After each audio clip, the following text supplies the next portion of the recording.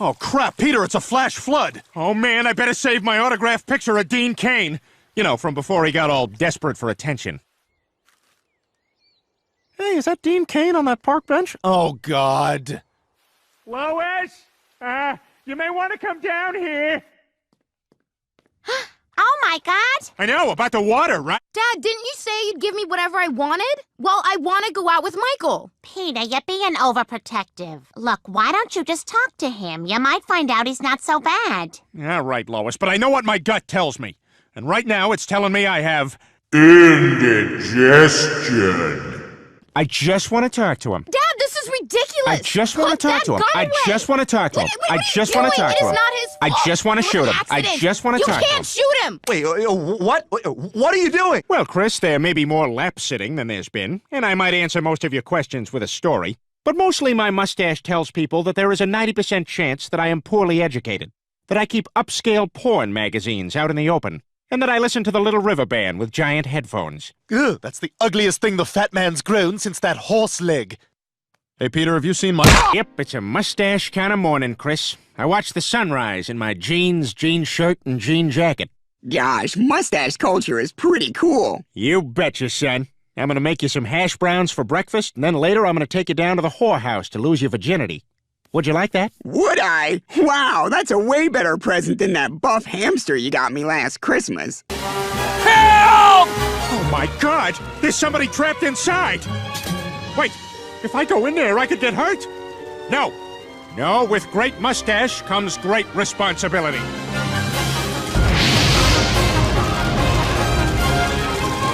Ah! My mustache!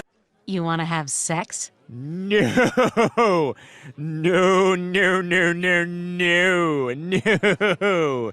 No. Lois, bring me another beer, please.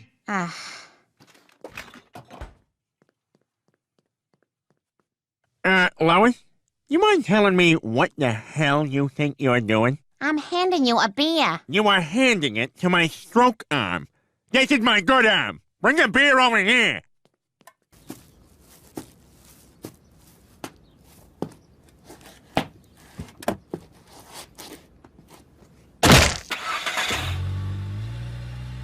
Lois? Yeah? Peter's getting in the car.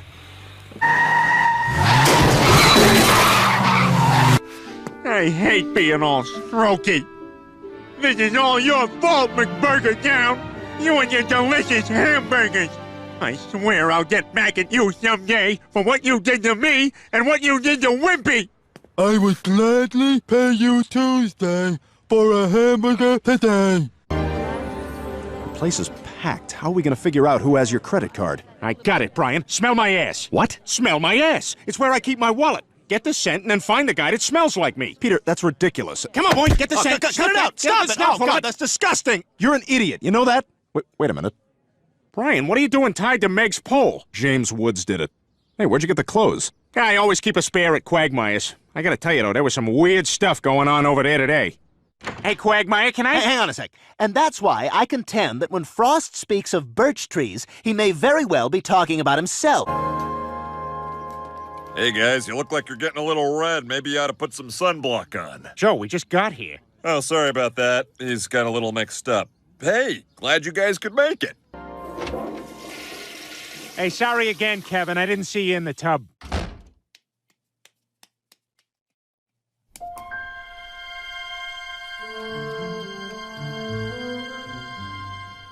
Huh, what's all this? Bunny, it doesn't seem like the Griffins are leaving anytime too soon. Oh, hey, Peter. Hey, Joe, what are all these pictures? Oh, nothing. They're just some stupid scribbles I've been working on for a children's book. I've been working on this book for 9 years, but I've been too afraid to show it to anybody. Come on, Joe, you can't be afraid. Hey, what if Bono had been afraid to wear sunglasses? Then nobody would know about Africa. What's it about? Well, it's called The Hopeful Squirrel. It's about a handicapped squirrel who has to learn to overcome his disability so he can survive in the wild. As you can imagine, it's very personal to me. What, you ought to do something with this. Really? You think so? Hey, trust me, Joe, I know talent when I see it. I mean, I discovered Mr. Peanut. Ordinary legume, ordinary legume, extraordinary peanut! Peter, I just heard the best news. Wow, word gets around fast. Nice, right? No, Peter, I took your advice and sent my book to a publisher. They're gonna publish The Hopeful Squirrel, and it's all thanks to you. Joe, that's amazing. So there's gonna be a real live book out there with your name on it? Well, actually, I'm writing it under a pen name, David Chicago. I wanted to avoid catching crap down at the police station. They don't like anything artistic. They were pretty rough on my mime act. Hello, everyone. I'm Blake Walker from Piermont Publishing. Please join me in welcoming David Chicago. Okay, so hi, folks, and thank you all for coming. I know this would have been a great day to surf. That's not a joke. Anyway, this is The Hopeful Squirrel. The squirrel. The same squirrel from the first page. Hoped that the other animals would share their food with him. Please, said the hopeful squirrel, if you could all spare just one nut, I too could survive the winter. Sorry about that. Mommy, I don't like the wheelman. Hey, eyes front, I'm talking! Don't tell my kid what to do. Well, maybe if you did, I wouldn't have to. I think it might be time to leave.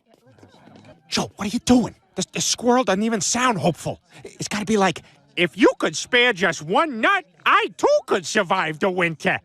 Oh, I like that voice. He's funny. That's the man who passed out at the liquor store.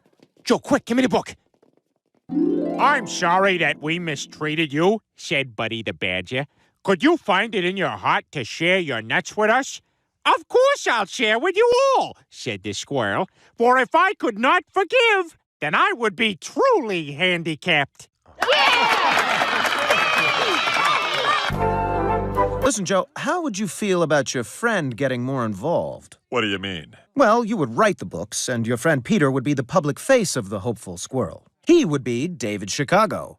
Well, I don't know. Joe, this happens all the time. You wouldn't believe who really writes all those Stephen King books. Look, Peter can get this book into the hands of every kid in America. That's what you wanted, isn't it? All right. Well, whatever you think is best for the book. Great. So it's all agreed. Can't wait to work with you, Peter. What just happened? Oh, the bookstore closed and is now at Target. But don't worry, our industry's fine. Excuse me, Mr. Chicago? Could you please sign my copy of your book? Sure, Easy there, Joe. Hot Rod asked for Mr. Chicago. Listen, Peter, if you're going to act as David Chicago, I need to know that you're going to take this seriously and honor the message of the book. Joe, I got it. Trust me. This ain't the first time I pretended to be someone I'm not. Oh, Gene Shalit. I am the ghost of Roger Ebert. And even in death, I'm a better critic than you. Leave me alone! Go back to hell! Good afternoon, I'm Tom Tucker. Welcome to another edition of Cross-Legged Chat. Our guest on today's show is local best-selling children's book author David Chicago. Welcome. Thank you. So tell me, how did you decide to write about a handicapped squirrel? You know, I'd see these crippled kids limping down the sidewalk on my way to work, and I would just laugh, and I thought, hey, put that in a book. He's making people laugh at handicapped people. What's he doing out there? I'll tell you what he's doing. He's selling books. They love him. Yes, I have a question. Is a hopeful squirrel a boy or a girl? I'm a boy, but in the book I'm drawn smooth down there, so it's not a bad question. Okay, that's all our time. We invite you to stay tuned through the credits so you can see where I buy my clothes. Peter, I think we need to talk. You totally screwed up my book. You're getting kids to laugh at handicapped people when I'm trying to inspire them. I'm afraid you're off the project. You can't kick me off the project. I'm David Chicago. I'm the one who wrote the book. Joe, come on, let's not kid ourselves, all right? Everybody knows my face now. And besides, I'm the only one of the two of us who can do a squirrel voice. Sorry, Joe, but the publisher loves me. The public loves me. I'm not going anywhere. Screw you, Peter. You know what? You've ruined this for me. I want nothing to do with the book, and I want nothing to do with you. Oh, one of his shoes fell off during the anger. Peter, Bonnie told me that Joe's very upset. Did you really take his book away from him? Did you just poop and then get into bed without underwear on? That book really meant a lot to Joe. I think you should talk to him. Hey, that book would have been nothing without me. And besides, he's the one who quit. Now the publisher wants another book, and it's all on me. I just hate to see you two in a fight. And on the same week when my sister and I are having such a big fight, too. All right, guys, ideas. We got a hopeful squirrel book to write. All right, now who's got something? I got something. What if the squirrel has lasers that he shoots out of his eyes? Quagmire's on the board. Okay, what else? What else? If there's a bison, Is that a statement or a question? it is what it is. Ain't nothing gotta be nothing, huh? David Chicago! Hey, how many of y'all bitches like to read? It was winter in the forest, so the squirrel was happy he'd built that hot tub. But little did he know, a strain of super gonorrhea was gonna hit him so fierce, he'd wish he was still paralyzed from the waist down. On top of that, some son of a bitch killed his brother. Nothing but cops on the take and hookers on the make, said Randy the raccoon. What's a hooker? Asked the bunny, who was gay. That and a bag of crank is my Saturday night, spat Randy. The end. You're awful. That was the worst. We had trouble hearing you in the back. I'm sorry, Peter. You're fired. Peter. Look, Joe, I messed up. All right? I just got so wrapped up in all the attention. The attention you deserved. I know how much this meant to you, and I should have just stayed out of it. Listen, I'm sorry I mistreated you. I forgive you, Peter. You do? Yeah. The truth is, without you, I never would have had the confidence to get my book published in the first place. And that's all I ever wanted. Friends. Frasier. Well, Peter, I'm glad you made up with Joe. Yeah, me too. Yeah, it just goes to show you, Lois. Books is bad news. Well, except for the books they sell at Urban Outfitters. The Single Girl's Guide to Happy Hour. Dogs who look like presidents. This one's just pictures of people reacting to farts. I like where the USA is headed. I lost my temper on stage. I got heckled and went into a rage and said some very nasty things to some Afro-Americans. Stop laughing. It's not funny. Come on, Peter. We're gonna be late for lunch with Mom and Dad. Oh. Right. You didn't forget, did you? No, I didn't forget. Let me just go change out of this fishing gear. Hey, Peter, what's up? Come on, we gotta go now. Come on, Joe, Quagmire, come on, go. Pull the car around. Come on, let's go.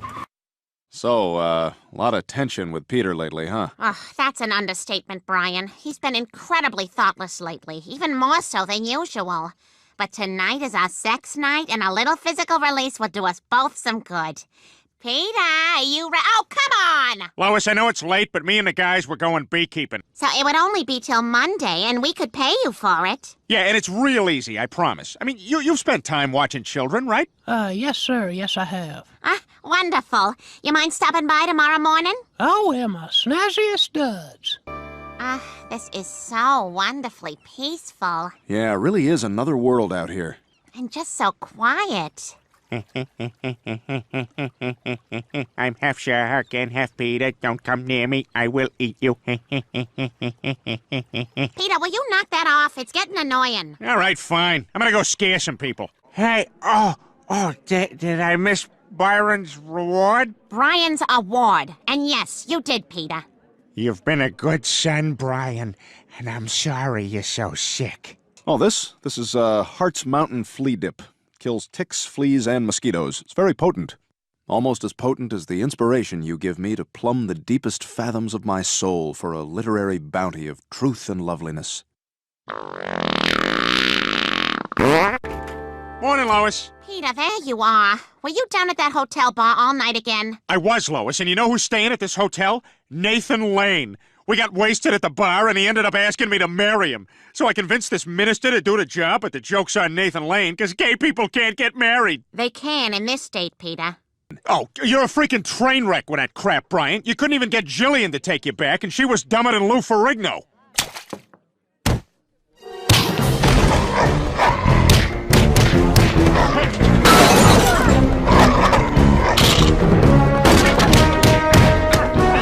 Before Stewie gets hurt, like Fozzie Bear when he went to Saudi Arabia. It's good to worship Allah, because I used to worship Summer. Waka waka. I once knew a guy who was so Arab. How Arab was he? He was so Arab that everybody liked him, and there was nothing funny about him at all.